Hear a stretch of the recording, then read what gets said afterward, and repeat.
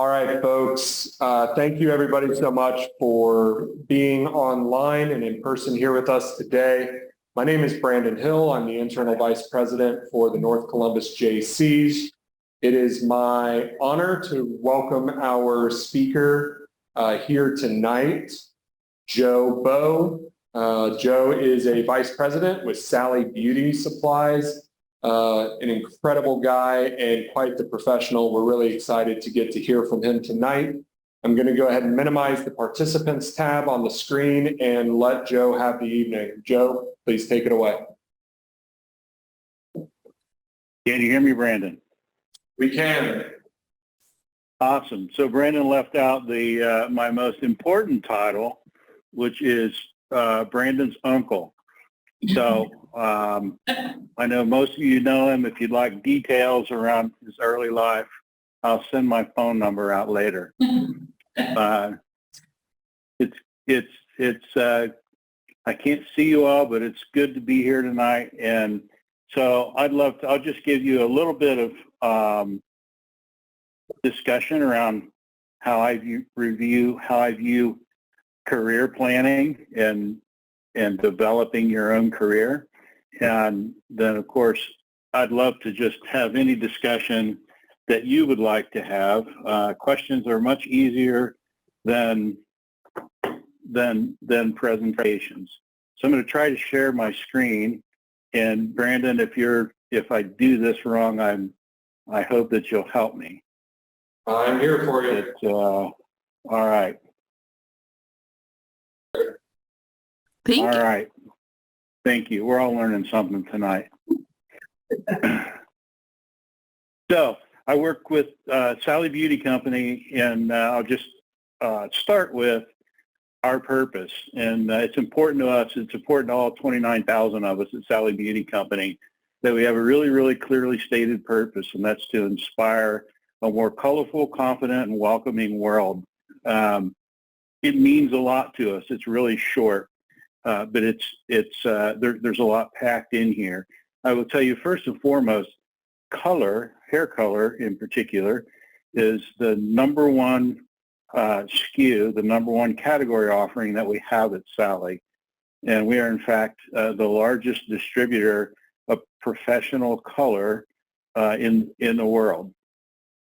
And we extend that to most of our customers, and many, many, many of our employees are artists, and in fact, quite a diverse group. It's important to us that we include inclusion around diverse groups of people in our purpose.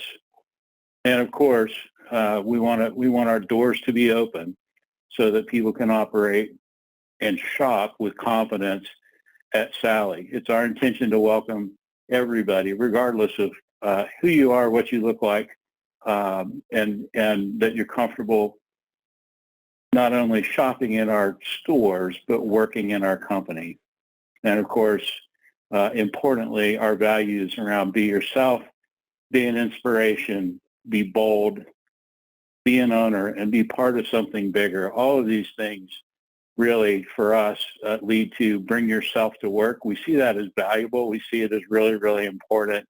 And I will tell you that bringing your whole self to work, regardless of those attributes, is, in my mind, super valuable. We'll talk a little bit about what our company looks like. We're a $3.8 billion company. We have about 3,700 stores in the United States. We also have around 600 more stores in Mexico, Chile, and Europe. We're a multi-banner business, so many of you might know Sally Beauty by the red sign that you see in strip centers, and that's about 2/3 of our business. There's another third of our business that's wholesale business, and we sell professional products to licensed hairstylists only. You have to have a card to get into the store, and we are a exclusive distributor of brands like Paul Mitchell. Those stores we have 1,250 of those stores. They're actually they're all around you. You probably wouldn't know them unless you're a hairstylist. Both businesses offer omni-channel shopping for our customers. Not just going to the store. We ship it direct to your home. We offer same-day delivery in both businesses and buy online, pick up in stores. We're pretty proud of our accessibility to our customers.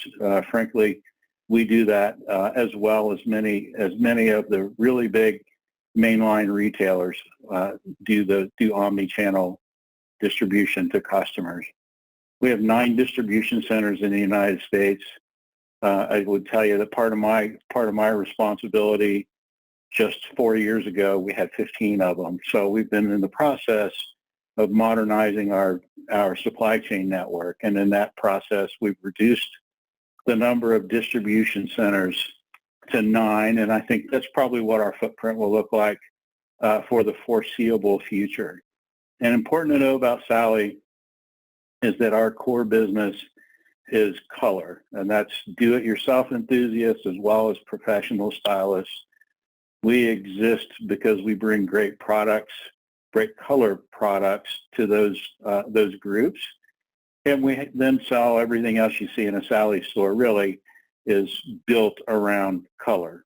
And our second biggest category would be what we call care. So your different products around shampoo and conditioners.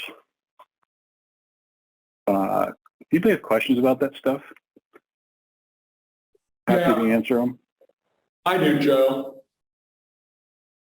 So you mentioned supply chain earlier, and I think that we've all heard that word a lot in the last several years. How has that component of your job changed lately, and how do you kind of think it will look if you were to stare into the crystal ball and think about the future? Well, I think specifically when you talk about my role at Sally, I work with both the supply chain organizations and real estate. So supply chain aside, we manage about 8,000 lease transactions a year.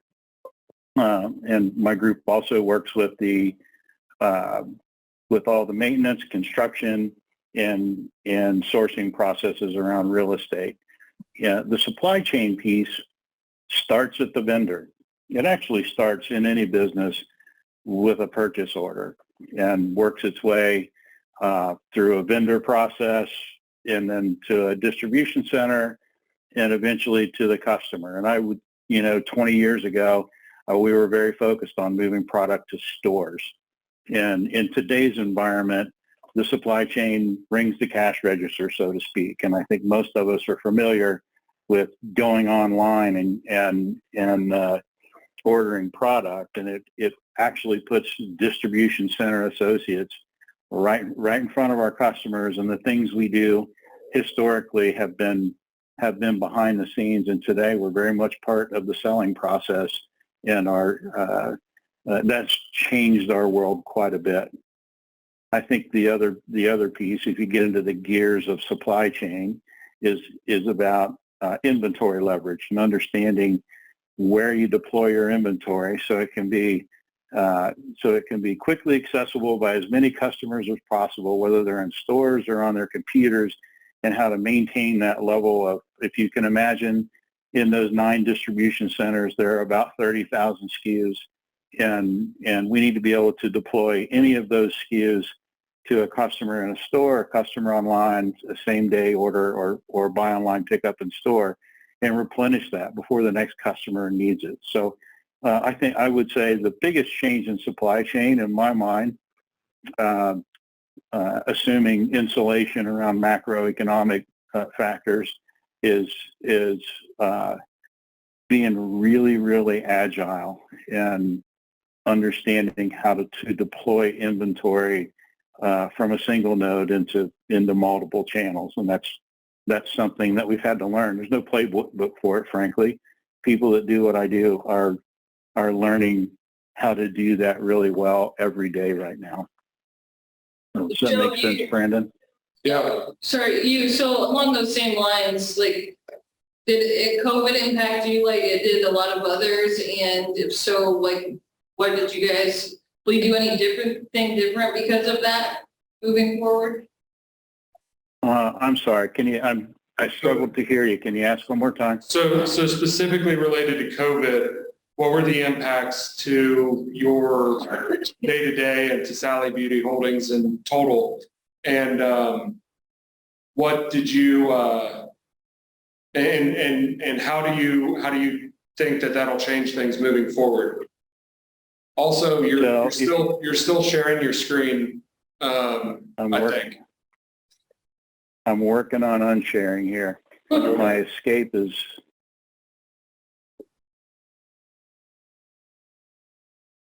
There you go. You're good.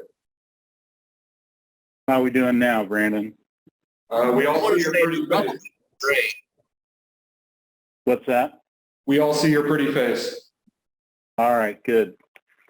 Good. I haven't been referred to that way in a long time, but I'll take it. COVID. So here's how we think about COVID. At Sally Beauty at the time, in our 4,000 stores, we had zero e-com presence. So we didn't know how to ship a widget from a store to a customer.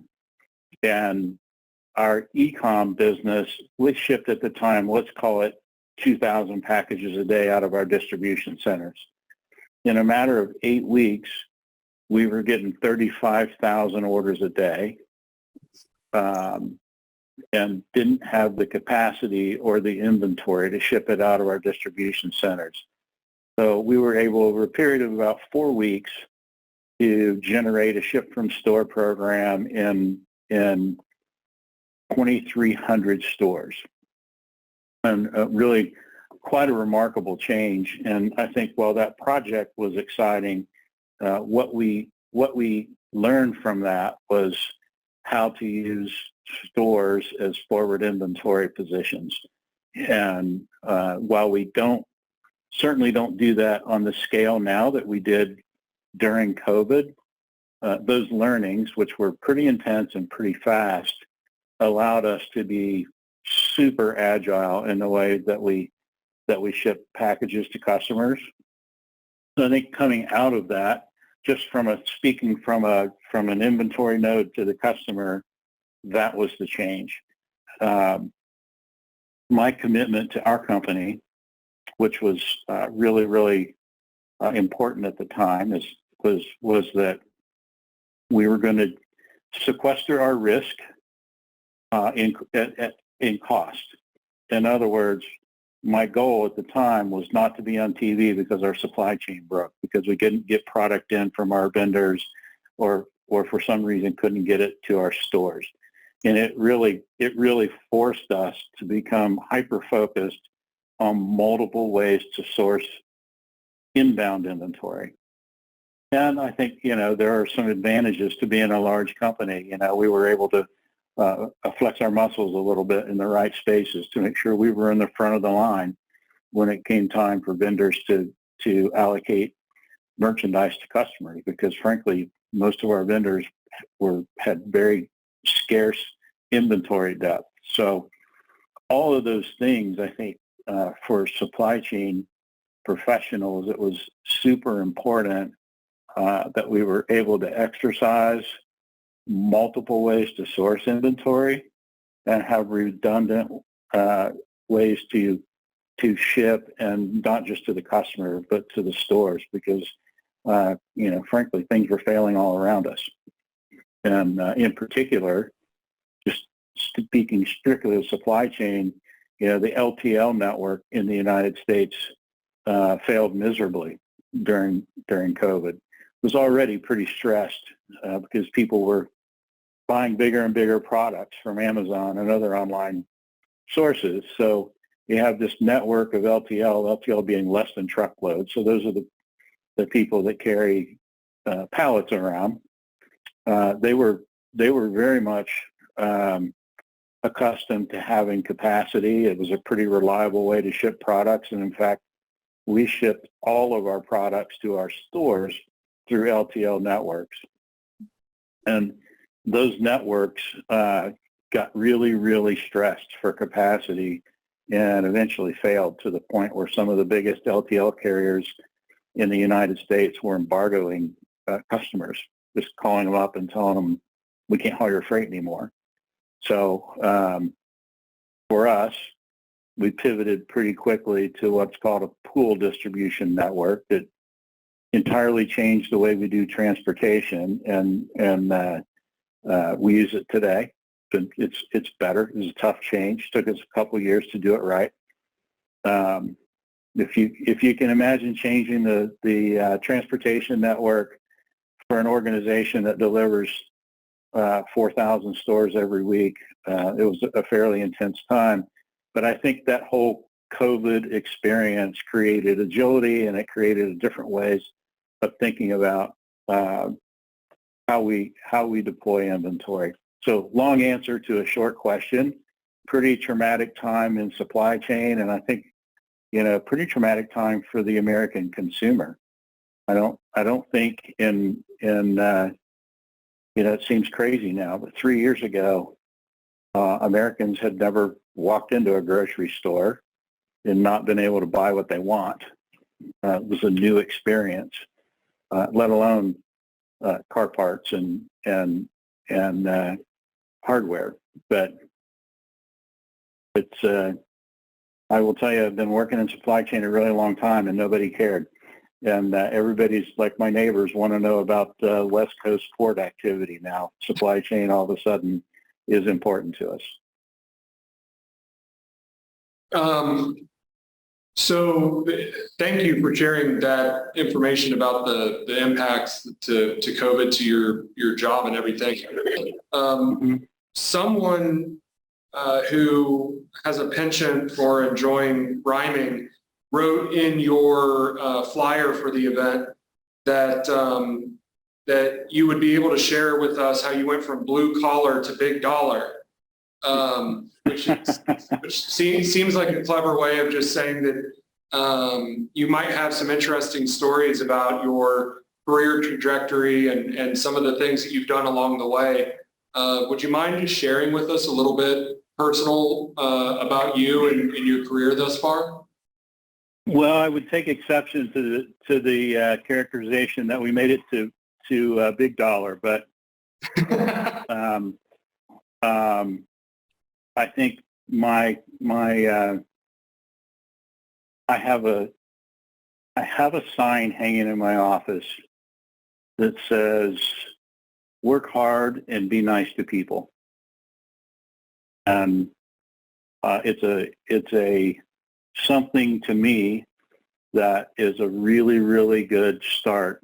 And I have I'm not sharing slides now as we're just chatting, but when I think about the secret to success, I think that's really, really what it is. And I like to tell young people that is absolutely, it's cliche and it's old school, I guess, if you want to call it that. But there is absolutely no substitute for working hard. And I would say the other thing that is always, as I think about my past, believe it or not, your boss's job is harder than yours. That's true for you, and it's true for me. I think as we the history of my career, you always look at what you're doing, and you look at your manager, your boss, and think oftentimes about how poorly they do their job, or maybe why they just don't get it. And the reality is, if you work really, really hard, you get that job. And then once you get it, you recognize to keep it, you got to work even harder. And that has been absolutely true from the time I unloaded trucks at UPS overnight to my time, as they say, in the boardroom. So I would be remiss to talk to anyone about developing their career without starting with those two things. You just have to work really hard, and you absolutely for a multitude of reasons, personal and professional. Be nice to people. So I like to think about a couple of things. So, first and foremost, you have to walk into your workplace with a personal value system and understand what it is that's important to you and how that couples to your job. And lots of people go to work and try to separate who they are at work and who they are at home. And the reality is that's a recipe for a really, really high stress life and, quite frankly, eventual failure in the workplace. And I like to think about my job as it's super important to me. I love my work, and I think it's. I also have a faith life and a family life that are important to me and more important to me than my work. And I think that having a real clear alignment about faith, family, and work creates a scenario where I can focus on being successful in those things. And without having that clarity, this is a really important, really a cool thing. I saw Colin Powell speak in 2000. In fact, at the time, he had just finished his stint as the chairman of the Joint Chiefs of Staff and was about to become the first African-American Secretary of State. And he spoke for 30 minutes off the cuff at this particular event. And his topic was success in life and, success at work and all that stuff. It was a work group. And he spent 10 minutes, the first 10 or 12 minutes of his time with us, talking about his relationship with Christ and the importance of that to his work. And it struck me, here's a person that performs at the very highest levels. And the first thing that comes out of his mouth when he talks to people, and he can talk about anything he wants, he talks about his faith life and his personal alignment and how that contributes to his success. And it has often been, look, man, there are hard things happen at work, and there's no way to be successful at work without living through stressful times. And if you don't understand who you are and what's important to you, there's just no way to make that happen. I also, think I'm sure you expected to talk about mathematics and nuts and bolts, but I think appreciating people in a genuine way and trying to understand, in particular, the people that work for you, what you can deliver to make their work life better and more productive, and how to generate a relationship with those people that is genuine is infinitely important. And I have people that work in our distribution centers and in our stores that I've known for a very long time. Some of them I shared a role with, believe it or not, back in the day in Columbus, Ohio, and having a genuine appreciation for people for who they are has become really, really important to me.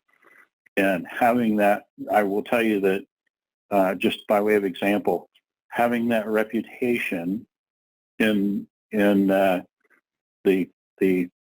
thousands of people that I work with is, it's really, really important when you need to ring the bell and get something done. Mm-hmm. So, I think the other thing that's really important is that appreciating the diversity of thought around you. And of course, I think successful people tend to be really smart and have significant strengths that are important, that are kind of the things that made them successful. And when I look at the times in my life where I have stumbled, it's where I have assumed that I was the smartest guy in the room. And the reality of it is your greatest strengths are oftentimes your biggest weakness. I give you an example. I oftentimes, I'm pretty good at math. And in fact, sometimes I can see it. I can sort of see stuff in data that people around me cannot. And I have at times in the past assumed that because of that, because I can get there faster than some people maybe, I must be the best equipped to make decisions around a particular problem. And the reality is that, I'll put it this way, you find yourself surrounded with a whole group of smart people that just don't get it, it might be you that just doesn't get it. So it's always smart to pay attention to that dynamic. And I would say this also important thing is every relationship you're building when you're 30 years old, the person that got me my job, that recruited me or brought me to the job I'm in right now was somebody that I worked with 20 years ago. And those relationships that you build are it's just ridiculous how often they pop back up. Also, like, don't waste your time doing something you don't really like to do. Just not, I don't, in the last 25 years, I've not spent one Sunday evening wishing that I didn't have to go do my job on Monday morning. And my recommendation is, look, you can make the money that you need to make doing something you really like to do. And for sure, don't get yourself ingrained in a career that you're not energized by, that you don't love to go do every day, and assume that because it compensates you well, that it's going to deliver the things that you want in life. Because it's just, I know some miserable people that are well compensated for doing jobs they just don't want to do. And do something you enjoy. How are we doing, Brandon, on time? You're doing great. You're doing great. Are there any other questions here in the room or online? We've got one here in the room. Heather, if you want to jump up to the mic, you'll be able to hear you better up here. Can you hear me? I can hear you. Perfect.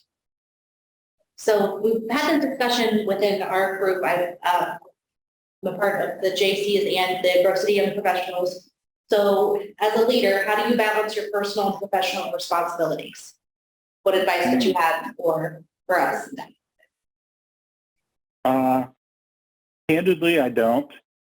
I think I don't. So let's see. Has anybody seen Roadhouse? You know, the old movie with Sam Elliott. There'll be plenty of time for sleeping when I'm dead. That's kind of the way I think about it. I'm being a little. I'm being a little joking a little bit about that. But look, here's the thing. Number one, I think your company doesn't owe you life balance. You owe you life balance.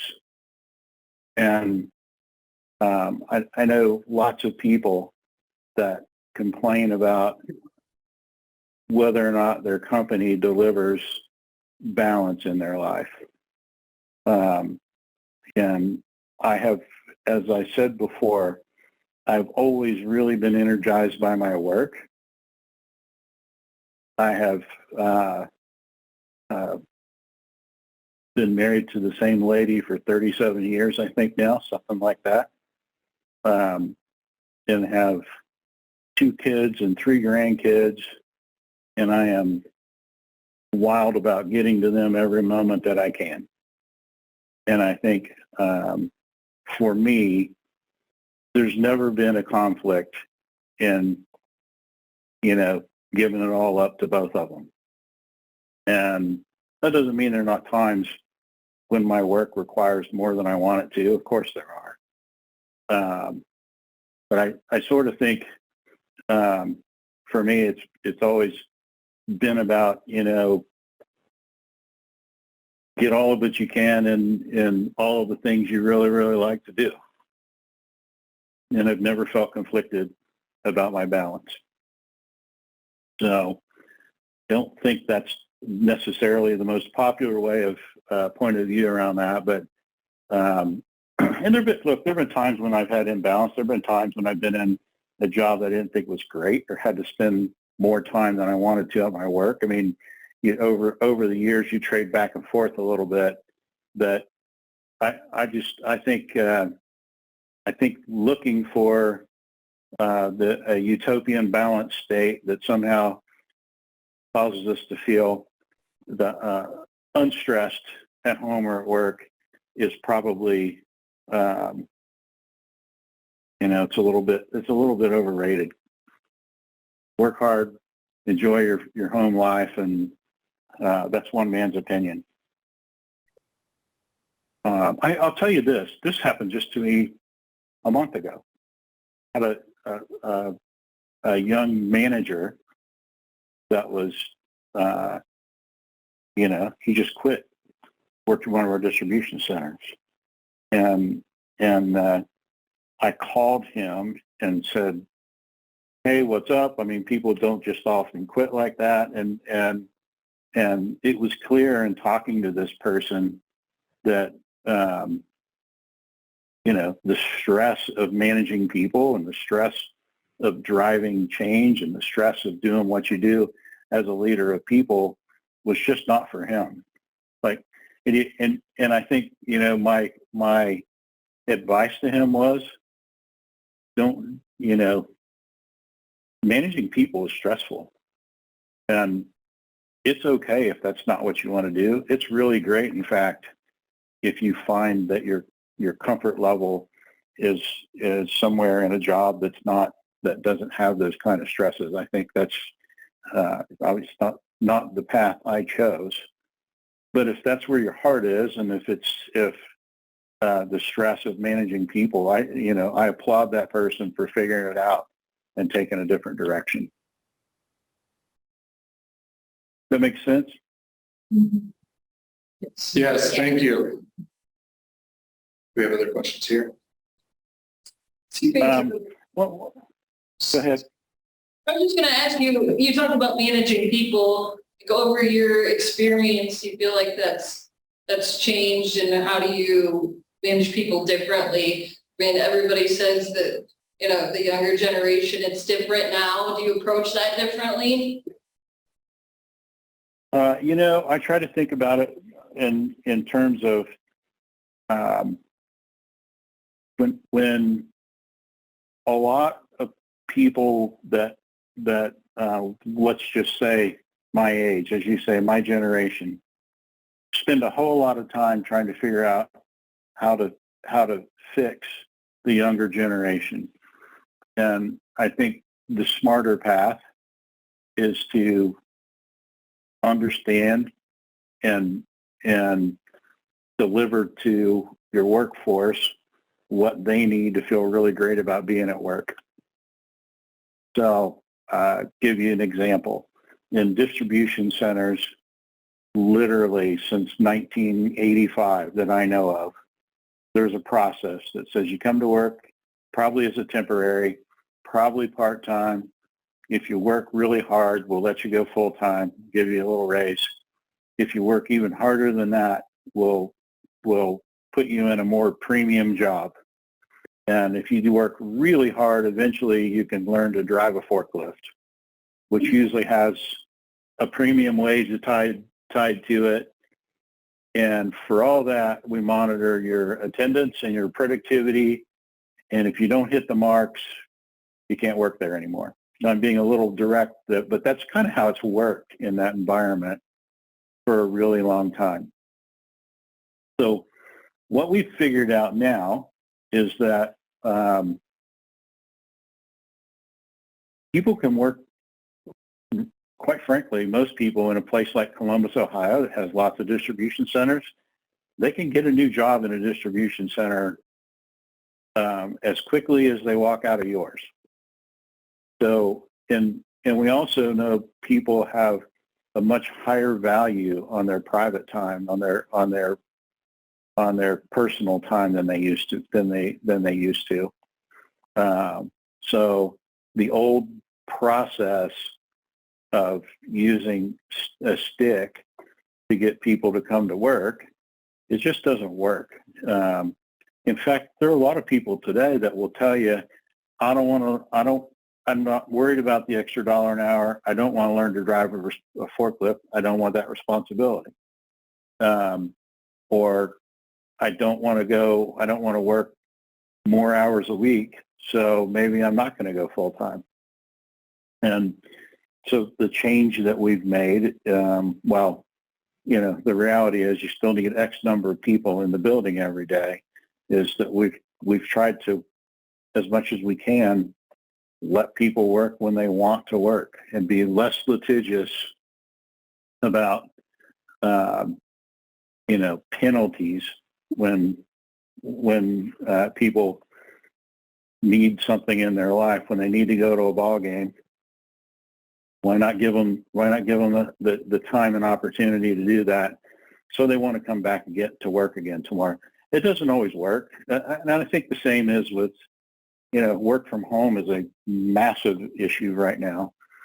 And there are many, many, many millions of people who post-COVID said, hey, I did a great job from my home, and so why do I have to come back to work? And companies are working through that. And it's the same thing. I think you have to figure out what do people want, and how do you arrange your work so that the talented people, the really dedicated, talented people out there want to choose your work instead of someplace else. Does that answer your question? Yes, thank you. Those are not easy changes for people that have been, you know, leading people for a long time.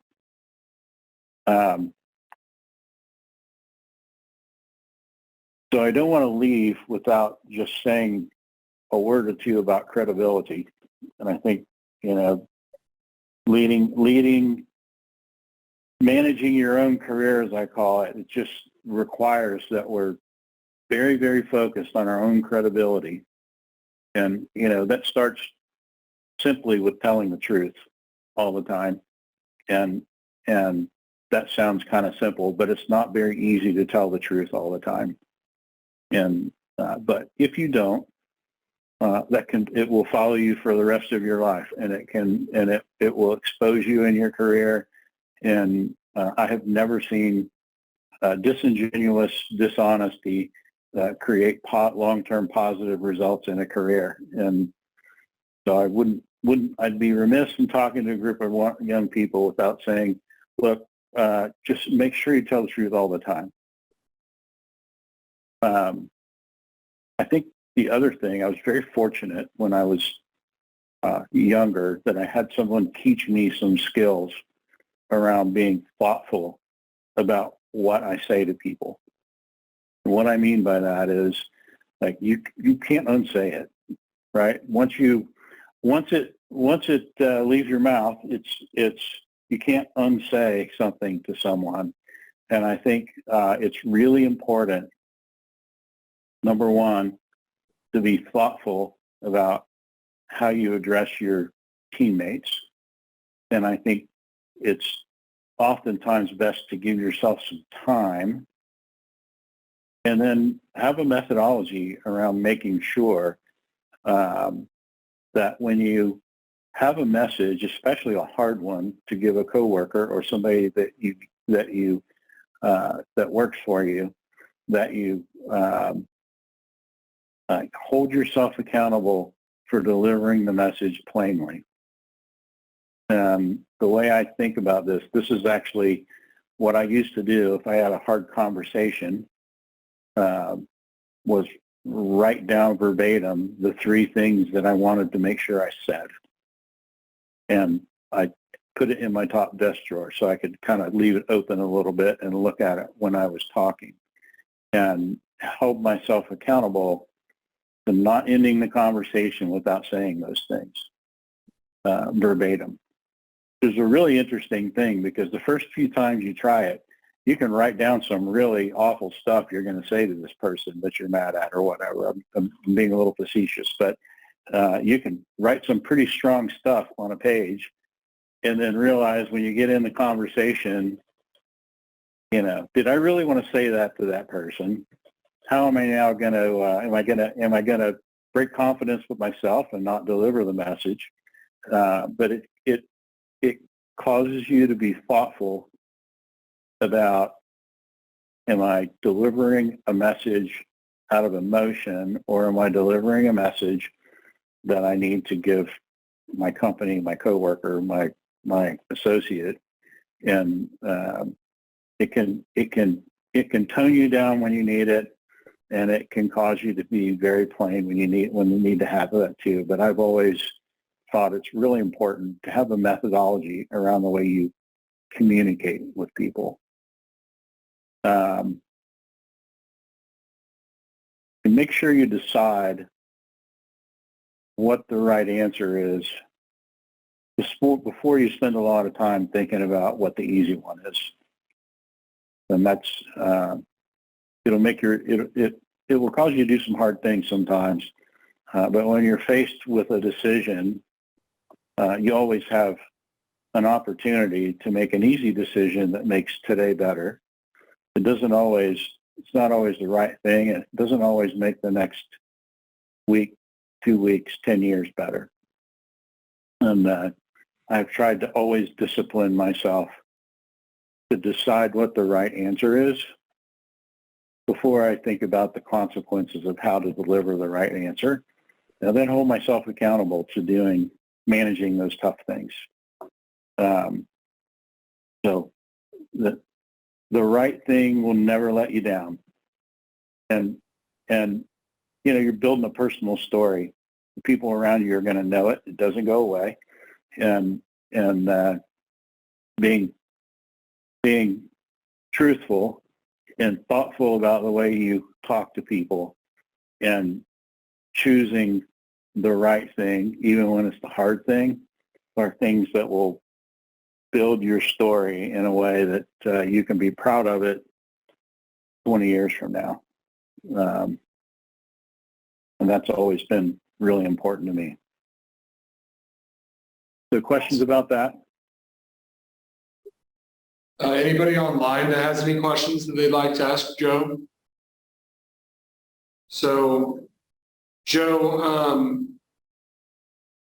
you mentioned, the whole bring your whole self to work, and you also mentioned something else that really resonated with me, which pertains to that. Oh, here we go. I'll stop talking because Elizabeth dropped a question in. Let me pull it up so I can ask it from the chat.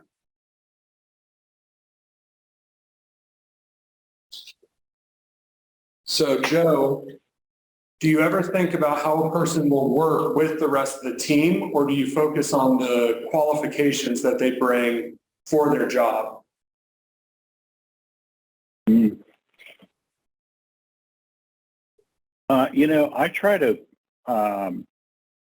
I try to screen resumes without demographics on it. In other words, without necessarily even addresses or full names or anything, so that I can start with,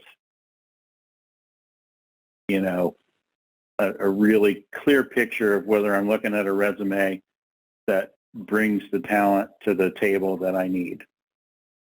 And I think oftentimes we get to, a fit question later in an interview process. But for me, it's really been important that I have people that are different from me around the table. And for that reason, I try to focus more on the talent on the way in the door. And you know, we're all accountable for our work product, and having different personalities and different ways of thinking about things are kind of critical in the way I think about it. So I probably focus more on talent.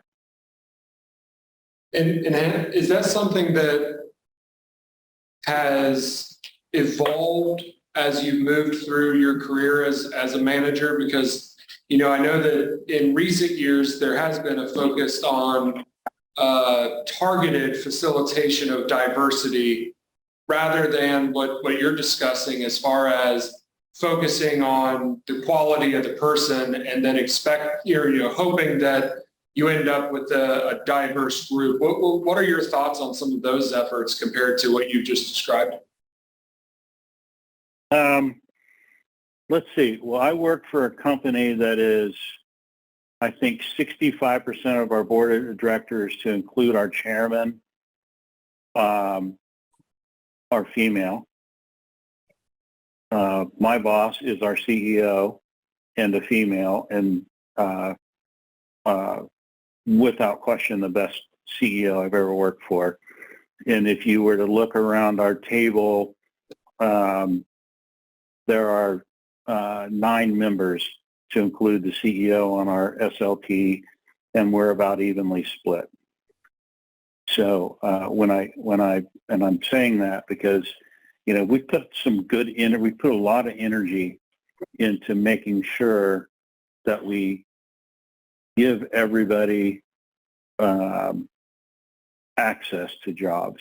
And my learning has been that if you focus on making sure that there's access, that people that look like me don't always win. And I think it's really important. So, you know, I will tell you, I don't process. I'm what they call an asyncratic organizer. I don't process information the same way everybody else, that most people do.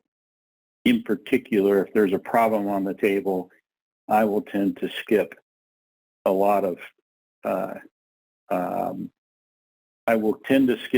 emotional reaction that most people do. It's a huge gap for me. And I have found, and what that creates sometimes is a really smart thought process around how to fix the problem that nobody's listening to, because I haven't engaged in the more human conversation that everybody else has to get through first. And that's a lot of transparency there, I guess, but that's the reality of it. So I've tried to make sure that I have people around the table that are sensitive in that way and aren't afraid to tell me when I'm not being sensitive in that way. And then open the door to them directly and said, hey, look, when this happens, you know, do something, let me know.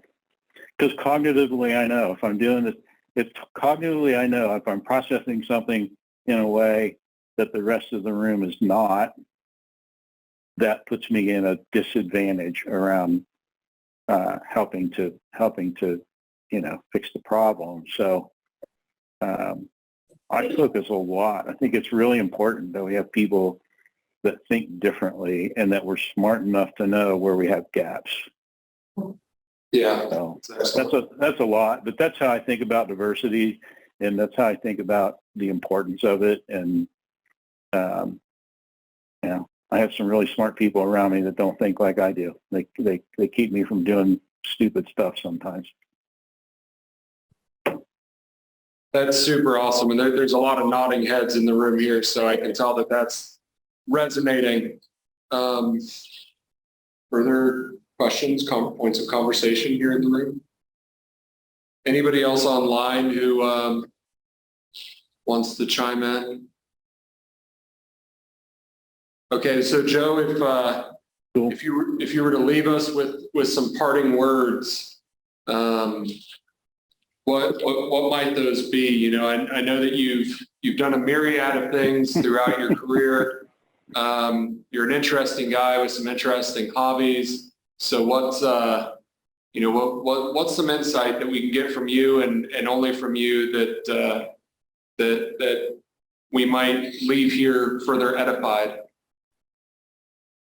Oh, geez, I don't know. Look, I love the hard stuff. Right. If you have a little bit of an appetite for change and ambiguity and climbing the mountain, so to speak, it's a differentiator. And, you know, I like to say rowers are really easy for companies to hire. And if you're thinking that whole, thinking about raw, how do I manage my career? Like being that person that is willing to run to the fire, do the hard stuff, I think is a massive differentiator, and will be something that will serve you well. You got to have a little aptitude for it, but it's always made sense to me to over contribute and let the chips fall where they may. That's awesome. Great. Well, Joe, from all of us here in person and online, thank you so very much for your time this evening. We know that it's incredibly valuable, so we really appreciate you giving it to us this evening. For everybody who is here listening tonight and all those future people who will be listening to this recording, if it has not yet happened, I want to let everybody know that we have several more very exciting upcoming presentations in our Strong Foundations Professional Development Night series. So June 20th, we're going to have Brett Boffman, who is the Environmental Science Scholar Coordinator and just an all-around incredible guy. He's summited mountains, he's changed lives, and he's going to be really fun to hear from. And then July 18th, we're actually going to have the mayor of Grove City, Ike Stage, here with us. Many more talks later on this year, but those are the next two that we have coming up. So just a teaser for everybody to keep you interested. Thank you, Joe. Thank you, everybody who was here online and in person. This has been the North Columbus Jaycees Professional Development Night. Be out. Thank you, Joe. Thank you.